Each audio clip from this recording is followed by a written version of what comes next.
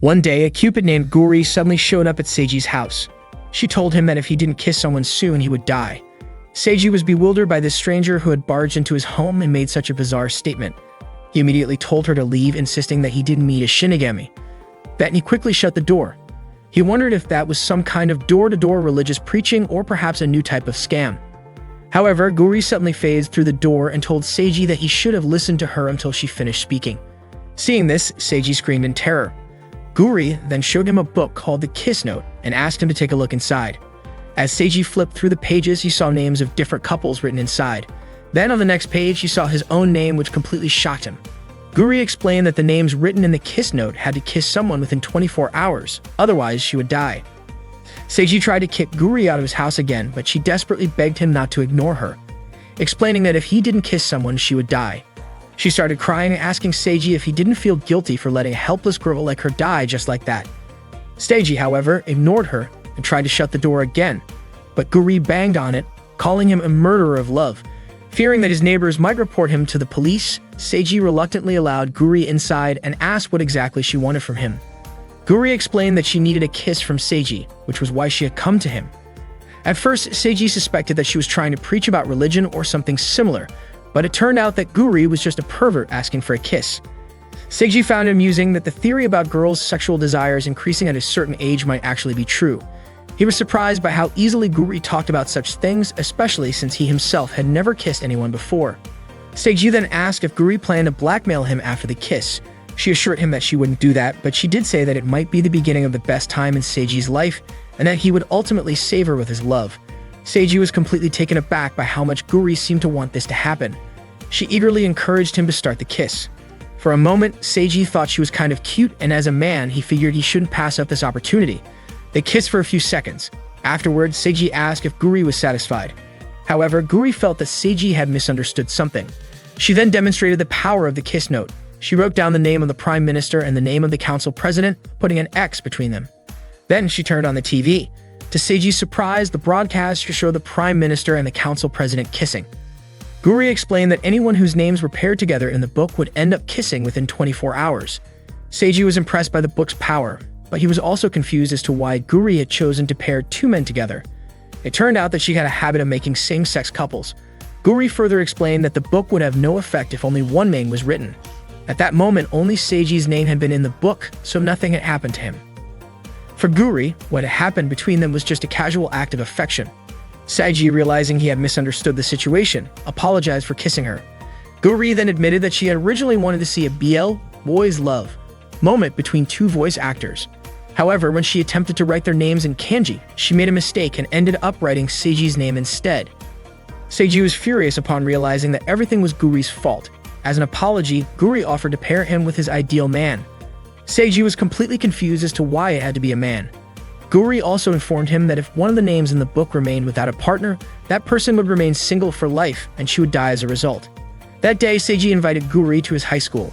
He asked Guri not to stand out, but she had already activated her opportunistic setting, making her invisible to ordinary people.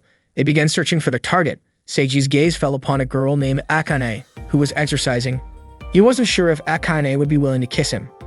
Akane called out to Seiji, noting that he had already left earlier. Seiji claimed he had forgotten something. He was delighted to look at the beautiful Akane. Suddenly, Guri mischievously pulled down Akane's pants, confident that Akane wouldn't see her. Seiji was shocked by Guri's actions, but Akane asked Seiji who the cosplaying girl was. Guri was surprised that Akane could see her. Seiji insisted he had nothing to do with the girl. Guri, however, mentioned that Seiji had already kissed her. Akane was startled to hear they had kissed. Seiji clarified that it was an accident. Unexpectedly, Akane declared she would execute Seiji for cheating on her.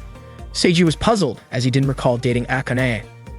Akane acknowledged they weren't dating at that moment, but suggested things could change in the future, and wouldn't forgive him even if it happened then. Akane threatened Seiji with 2 knives for daring to flirt in front of her. She attacked Seiji with the knives. Fortunately, Guri pushed Seiji away, causing the knife to hit Guri's head. Akane was puzzled why Guri didn't die from the knife wound. Guri asked if Seiji was okay, but Seiji was more concerned about Guri. Akane attacked them again, unable to bear watching them flirt in front of her. Seiji quickly pulled Guri away from Akane. He was surprised by Akane's rough behavior. Guri remarked that Akane seemed perfect for Seiji since they liked each other. Seiji commented that perhaps all guys think the same, that it would be delightful to kiss a girl as beautiful as Akane. But he didn't expect it to turn out like this. Guri reminded him that if he didn't kiss her soon, he would remain a virgin forever. Guri suggested writing another girl's name but worried that Akane would mercilessly kill that girl. Seiji contemplated finding a way to prevent anyone from being killed. He proposed writing Guri's name instead, considering they had already kissed once and that everything happened because of Guri's mistake. Seiji asked if that was acceptable.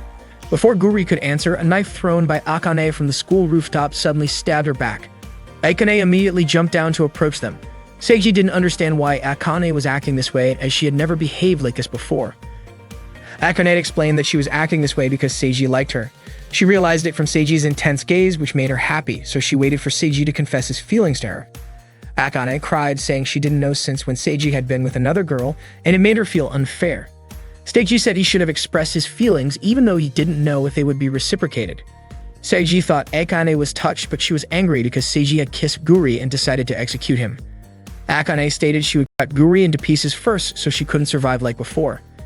Akane prepared to swing her knife while Seiji tried to wake Guri, but she didn't move at all. Seiji hugged her to protect her from Akane's attack.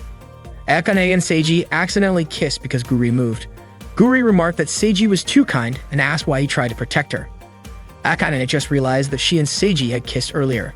Guri said that even though it happened briefly, Seiji and Akane had feelings for each other. Guri congratulated them because they were now destined as a couple, and according to the myth, couples who are brought together by the kiss note are bound to get married. Guri was also curious why Seiji kept calling her Shinigami.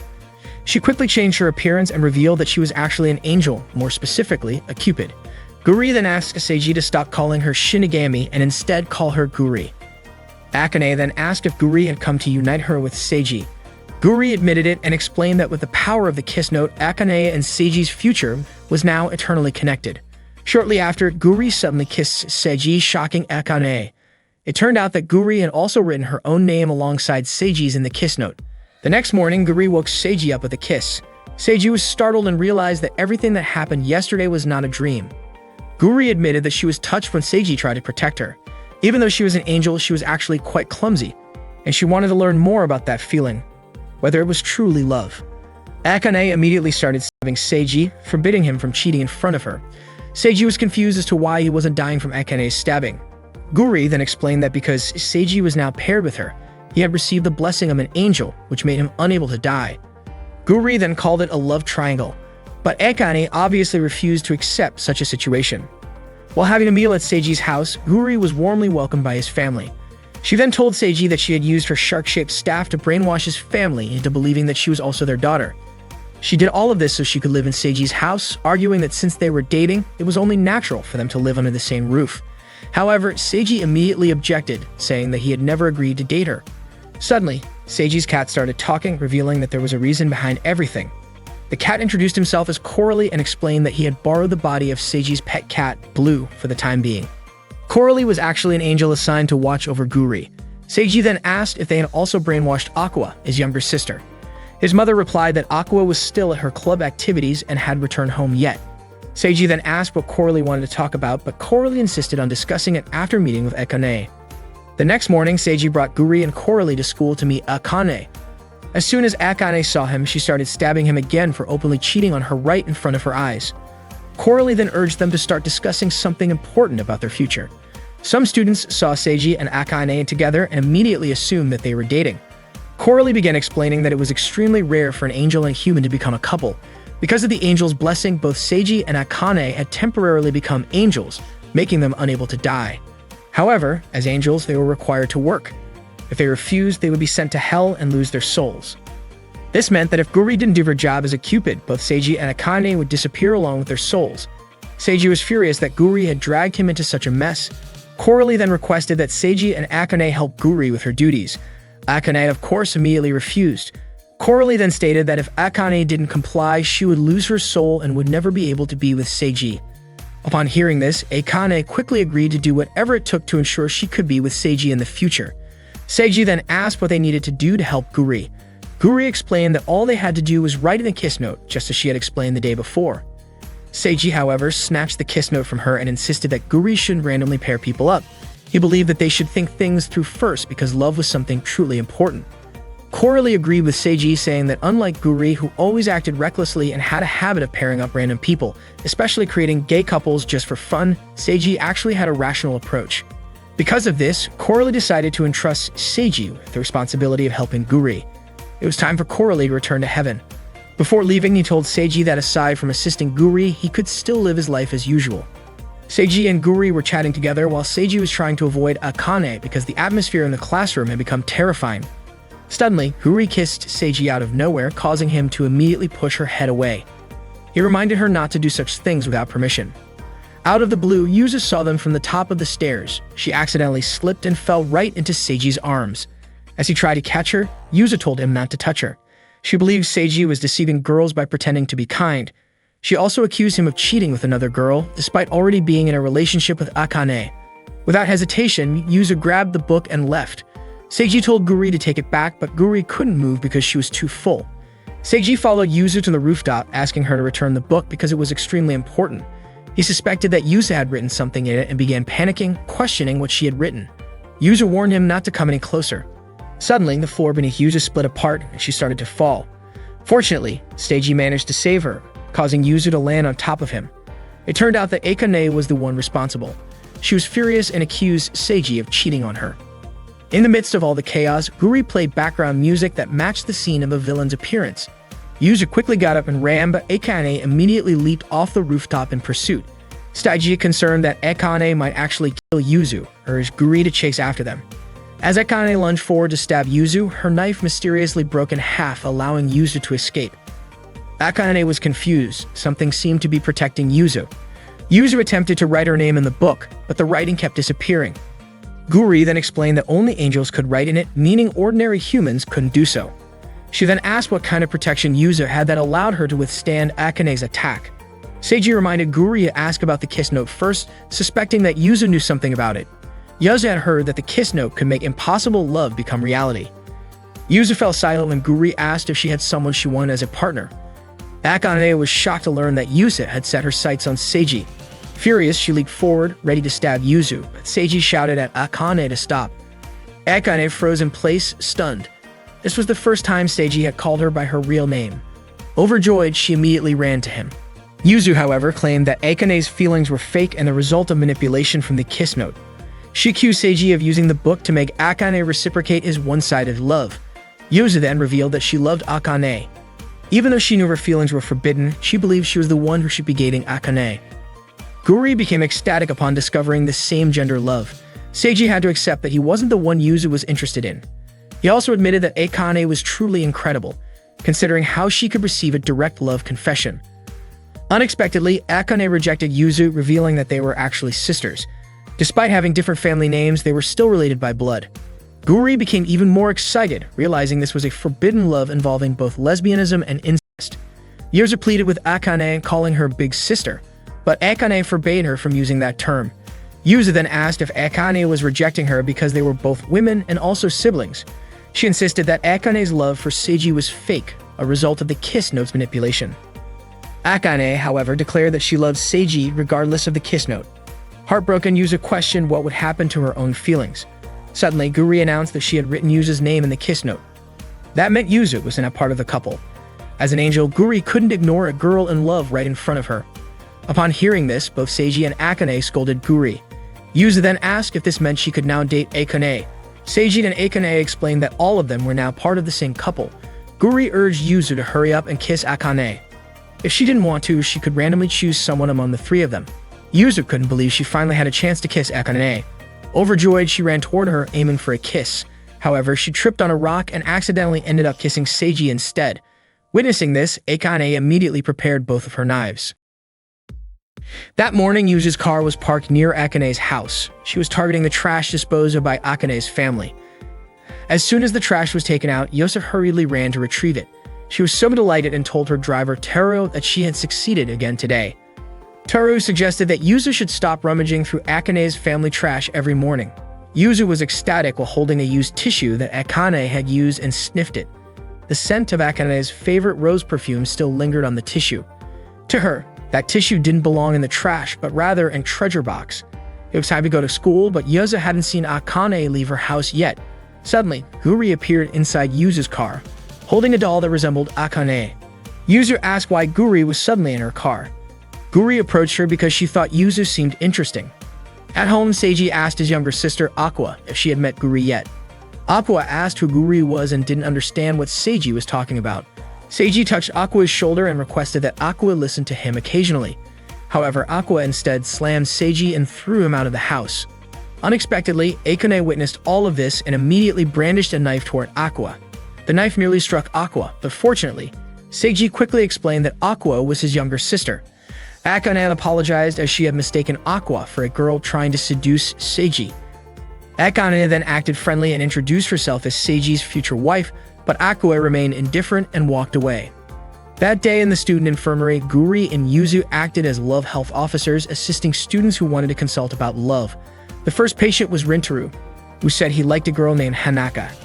After hearing this, Guri suggested that Rintaro go directly to where Hanaka was. Rintaro was overjoyed and immediately went to find Hanaka. The love consultation practice conducted by Guri and Yuzu became the talk among students because those who came managed to find love after just one consultation. Seiji and Akane entered the student infirmary and asked what Guri was doing. Yuzu welcomed Akane and said that her goal aligned with Guri's. Yuzu explained that they used the extraordinary power of the Kiss Notebook. For example, they paired the person stalking Akane with a police officer, so Yuzu was helping the teachers by acting as a Cupid. Guri added that they only paired couples who had already fallen in love. However, to Seiji, it seemed like they were forcing people to fall in love. Guri was puzzled as Seiji, being her boyfriend, should be helping her duties as a Cupid, but he hadn't done anything yet. Seiji then said that he would also look for potential couples with Akane, and he confiscated the Kiss Notebook. Yuzu was puzzled by Seiji's behavior and even more puzzled as to why Akane likes such a cruel guy.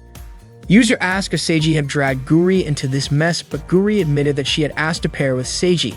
Yuzu then asked if Guri truly likes Seiji. Guri said she didn't even know because she had no experience with love. However, there was something about Seiji that caught her attention. According to Guri, Seiji was interesting and fun, and that's what made her love him. Yuzu asked why Guri became a Cupid. Guri said she had a lot of knowledge about it because she learned from manga, anime, and internet forums. According to Yuzu, love isn't something that should be understood but rather felt in the heart. Meanwhile, Seiji told Akane that he didn't expect Yuzu to misuse the Kiss Notebook as well. Akane felt happy when Seiji invited her.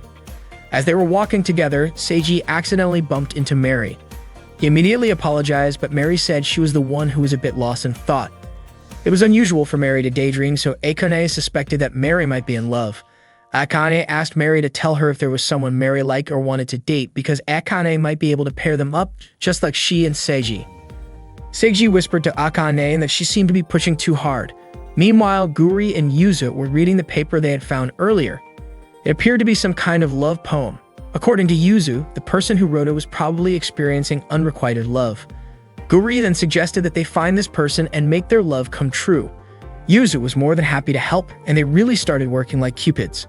Suddenly, a man named Nagito entered the student infirmary and asked if a piece of paper had fallen in that room. Mr. Nagito quickly snatched the paper from Yuzu's hands. Yuzu then asked if he was the one who had written it. He then asked if Yuzu and Guri had read it, and Guri even stated that she and Yuzu had analyzed its content. Mr. Nagito felt embarrassed and said that a man writing something like that was disgusting. However, Yuzu thought it was a beautiful poem that resonated deeply in her heart. Guri then asked who the person Mr. Nagito was in love with was. Before he could answer, Seiji suddenly arrived and asked what kind of trouble Guri was causing this time, assuming that she was once again creating a mess. Guri and Yuzu said they had found a perfect match candidate. Seiji told Mr. Nagito that Mary was bringing the boxes into his room. Seeing Mary right in front of him, Mr. Nagito's face turned red. He looked so nervous that he ended up falling. Mary then told him to be firm and to stand up properly. She also instructed him to fix his messy appearance since, as a teacher, he should set a good example for his students. After Mary helped him tidy up, Mr. Nagito suddenly fell again. Yuzu immediately suspected that the person he was in love with was Mary. Seiji also guessed that the person Mary wanted to date was Mr. Nagito. They held a discussion about the situation, and Seiji concluded that Mr. Nagito was in love with Mary, but Mary did not want to date him, especially since they were a teacher and a student, making it an impossible situation. However, Guri argued that if a male-male couple was acceptable, then so was a teacher-student relationship. Yuzu and Guri agreed to pair them up, but Seiji believed it would be a huge bother for Mary. Akane, on the other hand, was unsure because if Mary truly did not like Mr. Nagito, she would reject him outright. Guri suggested that they observe Mr. Nagito and Mary's feelings for a while before deciding whether they should push for the relationship. Yuzu was excited about making Mr. Nagito and Mary's love come true. Seiji reminded them that their job was not to make their love happen, but to confirm their feelings. At that moment, Yuzu and Guri brought Mr. Nagito to the audio-visual room and urged him to shout his feelings across the entire school. They wanted him to confess his love for Mary using the microphone. Overwhelmed, Mr. Nagito ran away because he could not do it. Seiji then went to see Mary and ask about Mr. Nagito. He knew it was none of his business, but things would only get more complicated if left alone. Mary teased him, saying that she suspected he had dumped Akane and was now confessing to her instead. However, she was only joking because she knew Akane would kill him if that were the case. At that moment, Mr. Nagito saw Seiji talking to Mary. Seiji explained that Yuzu and Guri were trying to figure out Mr. Nagito's feelings, but to stop them, he needed to confirm Mary's feelings and see whether she would accept or reject him. Mary firmly stated that it was impossible because love stories between teachers and students only happened in TV dramas, whereas her motto was to always act wisely. Hearing this, Seiji suggested that she reject him outright. Mary replied that she could not ignore him because his clumsiness reminded her of her younger brother. Seiji then concluded that Mary's feelings for Mr. Nagito were more like those of a mother toward her child. Mr. Nagito, who had been listening the whole time, clearly heard her statement. Previously, Mary accidentally read something written by Mr. Nagito and asked him if writing poems and lyrics was his hobby. Embarrassed, Mr. Nagito asked her to return the paper because he was about to throw it away. Mary thought it would be a waste to discard it since Mr. Nagito had put so much effort into writing it. She praised him for his incredible ability to create such beautiful sentences. Mr. Nagito then questioned whether it was strange for a man to write something so feminine. Instead of agreeing, Mary gently stroked his hair and told him it was impressive and not weird at all. Unexpectedly, Mary's gesture made Mr. Nagito fall in love with her, but he knew he had to suppress his feelings.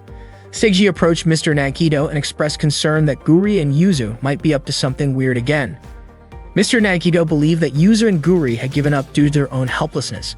However, Seiji wasn't convinced since Yuzu and Guri never really thought things through and always caused trouble just for fun. Suddenly, Yuzu ran up to Mr. Nagito and informed him that Mary had been taken hostage in a robbery downtown. However, the whole situation was actually part of a staged performance orchestrated by Guri. Her plan was to turn Mr. Nagito into a brave hero who would rescue Mary from the robbers, which would ultimately make their feelings for each other grow stronger. Guri was confident that Seiji wouldn't complain if she wrote Mary and Mr. Nagito's names in the kiss note. Dressed up as a robber, Guri was still recognized by Mary, but unexpectedly, an actual robbery was happening at the same location. When the police arrived, Guri and Mary ended up being taken hostage by the real robbers. Mr. Nagito, Yuzu, and Seiji arrived at the scene, and Yuzu was shocked to see Guri and Mary being held by real criminals. Seiji was also puzzled to see Guri there with such a strange appearance. Guri commented that maybe this was a case of the hunter becoming the hunted. When Mary saw Mr. Nagito, she casually reminded him that there was a student council meeting that day. Seiji suspected this was all Guri's doing, but she insisted that these were actual robbers. When Mr. Nagito asked if Mary was okay, she told him to just go back to school. Meanwhile, Guri asked Seiji to take a picture of her. The robbers were annoyed that the hostages were just casually chatting instead of feeling distressed like they were supposed to.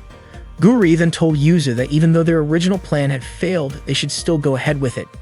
Yuzu urged Mr. Nagito to save Mary in a cool and heroic way so that he could touch her heart. She believed that if he did, Mary would return his feelings, and this could be his last chance. However, Mr. Nagito hesitated because the robbers were armed, and he thought it would be better to let the police handle the situation. Yuzu then asked why he had run there in the first place upon hearing Mary was in danger. Wasn't it because he wanted to save her? She pleaded with him to take action before deciding it was pointless, and not to let this opportunity slip away. She even told him to face the robbers, even if it meant killing them. Yuzu also encouraged him to confess the feelings he had written down on that piece of paper. When one of the robbers told Yuzu to stop talking, she snapped at him, saying he was just an extra in the story. Annoyed at being called an extra, the robber fired his gun at Yuzu. Fortunately, Seiji managed to protect her, though the bullet grazed his arm. Yuzu insisted that she had the ability to deflect attacks, so she didn't need Seiji to protect her. However, Seiji argued that he wasn't going to die and there was no way he would let a girl get hurt. He admitted that it was a strange situation to confess love, but Yuzu had a point. Because of that, he believed Mr. Nagito needed to step up and save Mary. Mary scolded the robber, which made him threaten to shoot her. Mr. Nagito shouted at the robber to let Mary go. Although Mr. Nagito was scared, he was even more afraid that the robber would hurt Mary. His words touched Mary, and she tried to break free from the robber. Mr. Nagito then struck the robber, but his punch was so weak that he felt extremely guilty for resorting to violence. Just as the robber was about to shoot Mr. Nagito, Akane suddenly rushed towards Seiji. Upon seeing that Seiji had been shot by the robber, she immediately kicked both robbers and stomped on their heads. She also managed to knock away the gun that the robber was trying to grab. Akane whispered to the robber that she was the only one allowed to hurt Seiji. Everyone who witnessed the scene felt chills run down their spines. Mr. Nagito then told Mary that although they were teacher and student, one day that status would disappear. What he wanted to say was that he no longer wanted to run away from his feelings. He admitted it might sound selfish, but when the time came, he hoped Mary would give him the chance to express his feelings. Mary responded that this was her intention from the start. She was certain that Mr. Nagito would confess his love once they were no longer teacher and student. However, Mary noted that Mr. Nagito often acted based on emotions, which worried her. She also said that when the time came, she wanted to hear a heartfelt poem from him, and she would wait for it. Seiji and the others were shocked to learn that Mary also had feelings for Mr. Nagito. Mary then reminded Seiji that he should probably stop Akane from torturing the two robbers. After everything was settled, Seiji asked Mary if she was sure about her decision to wait for Mr. Nagito, considering she had previously said she couldn't date him. Mary explained that her plan was to graduate from college and secure a high-paying job since a teacher's salary was low. She also clarified that she never said she didn't love Mr. Nagito. That's why she intended to win his heart gradually. Yuzu then asked Mary why she didn't write her name in the kiss note to make her love come true. Mary admitted that it was a good idea, but sometimes the process was more enjoyable than instantly making it happen. However, she was also surprised that she could hear Mr. Nagito's true feelings. To Seiji, Mary seemed like a little devil who was a master of strategy. Guri and the others knew about Mary and Mr. Nagito's feelings for each other, yet they didn't write them in the kiss note. Yuzu thanked Seiji for protecting her, but that didn't mean she accepted him as Akane's partner. Meanwhile, Akane came running towards Seiji as she was being chased by reporters who wanted to interview her. From a distance, Aqua saw her older brother surrounded by reporters and called him an idiot. When Aqua was a child, she cried in fear because she couldn't climb down from a tree. At that moment, Seiji came and told her to jump while he would catch her from below.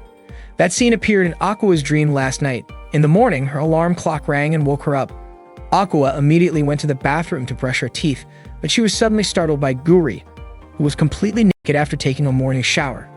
Aqua was understandably confused to see Guri in her house. Guri quickly assumed that the girl in front of her was Seiji's younger sister. She greeted Aqua and introduced herself as Seiji's girlfriend. Suddenly, Seiji entered the bathroom and asked if Aqua had heard Guri's voice. He was shocked to see Guri standing there naked. Guri explained that a divine light was covering her, so people wouldn't actually see anything on her body. Aqua asked Guri if she didn't mind considering that Seiji had another girlfriend. Guri asked if she was referring to Akane and even told Aqua that besides Akane, Seiji had yet another girlfriend. Seiji tried to explain, but Aqua was already annoyed and immediately brushed soap into Seiji's eyes before leaving. Guri then asked Seiji if Aqua hated him. Seiji was also confused because when they were kids, Aqua was cute and always clung to him. Not long after, Guri suddenly disappeared. At school, Seiji was still thinking about Guri. He was worried that she might do something to Aqua. Akane approached him and noticed that he seemed to be thinking about Guri, but Seiji denied it. That afternoon, Akane brought him a homemade lunch and invited him to eat together. Seiji was delighted to see the variety of food Akane had prepared. She was doing her best to be his future wife. When Seiji took a bite, he praised how delicious it was, which made Akane happy. Not long after, she asked what was going on with Guri. Seiji told her that he was worried Guri might do something to Aqua because Guri knew that Aqua hated him. He then asked if Akane and Yuzu were getting along, but Akane apologized and said she didn't want to talk about it. After school, Aqua walked home alone. She hadn't been feeling well since the morning, so she just wanted to rest once she got home. Suddenly, Yuzu approached her and greeted her. Apparently, Guri had told Yuzu about Aqua, and it made her laugh. Yuzu commented that Seiji deserved to be hated by his own little sister. Guri introduced Yuzu to Aqua and mentioned that Yuzu was also Seiji's girlfriend. Aqua was shocked to hear that. Yuzu explained that it was out of her control. Yuzu was sure that Aqua knew a lot about Seiji's bad behavior. She asked Aqua to tell her everything, hoping that it might help Akane realize the truth. Yuzu was convinced that Seiji was a pervert, lazy, and rude at home. She also believed that Aqua must have suffered a lot having a brother like him.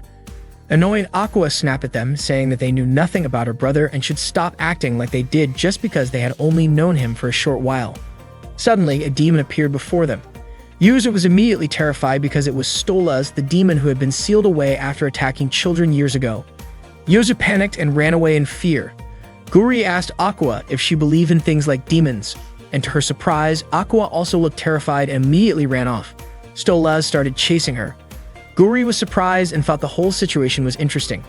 Meanwhile, Yuzu kept running and almost tripped, but fortunately, Seiji caught her just in time. Yuzu insisted that she never needed Seiji's help, and even if he acted nice to her, she would never thank him. She then explained that she had been with Guri and Aqua when Stolas suddenly appeared and that Aqua was still there.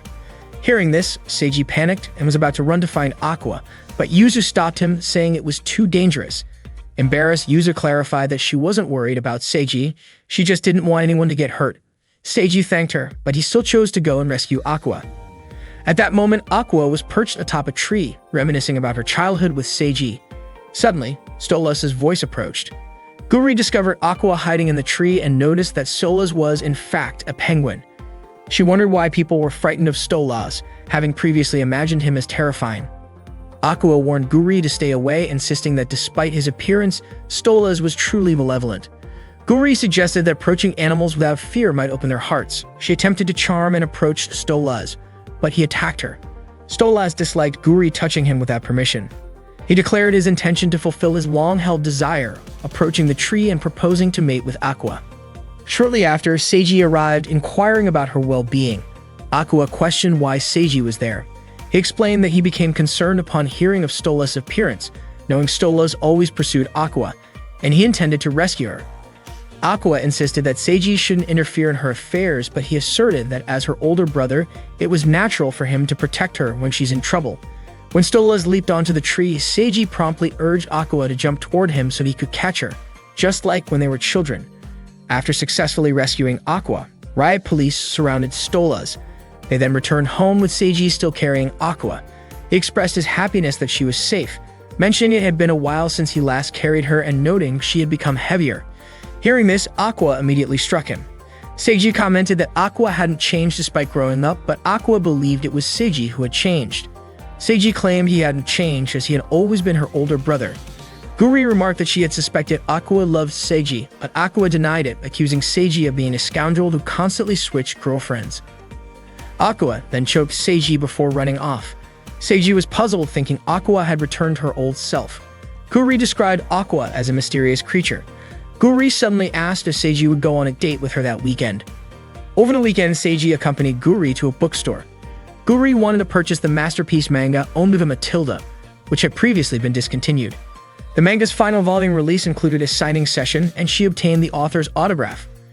Unexpectedly, many couples were present at the event. Just as Guri intended to inspect them, Seiji restrained and tied her up.